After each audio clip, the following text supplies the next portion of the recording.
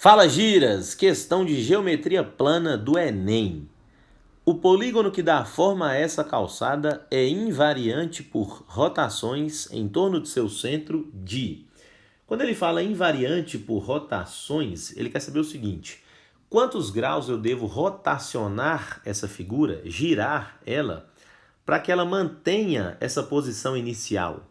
E aí ele vai girar em torno do centro, né? É importante saber em torno de onde a gente vai girar. Por exemplo, para facilitar, imagine um segmento. Aí imagine que no meio dele eu marque um ponto. Finge que você bateu um prego nesse ponto, giras. E aí você vai girar esse segmento, sendo que o centro está fixo. Se eu girar esse segmento 90 graus, por exemplo, essa pontinha que estava aqui do lado esquerdo, ó, vai subir e vai ficar lá em cima agora. Em outras palavras, o meu segmento vai ficar na vertical. Ou seja, se eu girar 90 graus, o segmento muda a posição inicial. Ele estava deitado, agora ele está em pé. Ô Zé, se você tivesse girado 120, ele iria mais um pouquinho aqui para o lado, mais 30, ele estaria sim inclinado. Também estaria diferente da posição inicial. Resumindo, para que ele fique na mesma posição do início, eu deveria girar no mínimo 180 graus, que aí ele daria meia volta, tá vendo? 180 graus. Essa pontinha do lado esquerdo iria passar para o lado direito.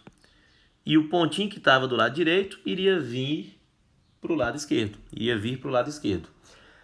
Então 180 graus faria o segmento ficar do mesmo jeito. 360 graus também, é como se eu girasse 180 duas vezes. Ele voltaria para a posição inicial. Enfim, é essa a ideia que nós vamos usar na questão.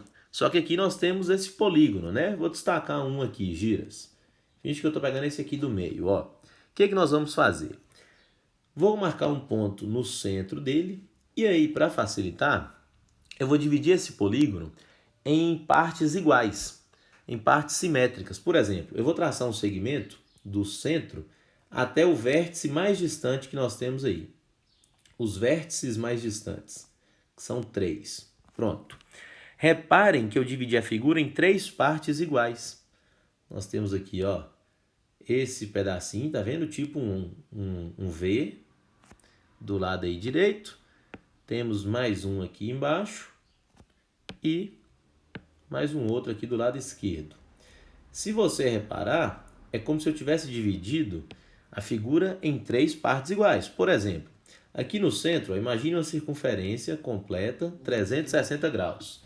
Se eu pegar 360 e dividir por 3, dá 120 graus. Então, cada ângulo desse aqui é 120 graus. Ou seja, como eu dividi de forma igual em trechos de 120 graus, a cada 120 graus que eu girar, a figura vai manter a mesma posição. Por exemplo, finge que tem um ponto A aqui em cima. Aqui em cima tem um pontinho, lá no vértice da figura. Se eu girar 120 graus, esse pontinho vai passar para a posição do próximo ponto que está ali distante do centro. Tá vendo aqui, ó? O ponto A, por exemplo, ele viria aqui para baixo. Vamos imaginar 3 pontos, A, B e C. O ponto A iria para o lugar de B, o ponto B iria passar para C e o ponto C iria para o lugar que estava o A. Mas é como se eu só girasse os pontos, mas a figura em si continuaria do mesmo jeito. Ela continuaria com esse mesmo formato. Continuaria com uma pontinha para cima e as outras pontinhas meio para o lado, igual estava inicialmente na figura. Tá vendo? Mais ou menos assim. Agora, se eu girasse um ângulo ali menor que 120 graus, vou girar 30 graus. Aí o que mudaria? Que essa setinha que está para cima é como se ela ficasse um pouco para o outro lado agora. Aí a configuração da figura já seria diferente, tá vendo? Para quem bate o olho nas duas já vê que tá diferente. Agora, se eu girar 120 graus, ela fica do mesmo jeito. Ô Zé, se eu girar 120 mais 120, 240, ela também mantém a mesma posição, não mantém? Sim, porque a cada 120 ela fica do mesmo jeito. 120 é o mínimo ali para ela manter a posição inicial. Então, por exemplo, se tivesse 240 graus na resposta, estaria certo também. Se tivesse 360, que aí é uma volta completa, e ela volta para a posição inicial, também daria certo. Mas só tem 120. Então 120 é o valor aí, o menor ângulo que eu vou girar para que mantenha a posição inicial. Ele não pediu o menor ângulo, né? Mas das opções que tem, só 120 que atende. Se tivesse 240 também daria certo. Então a resposta certa é a letra D de dado. Tudo bem, Giras? Valeu!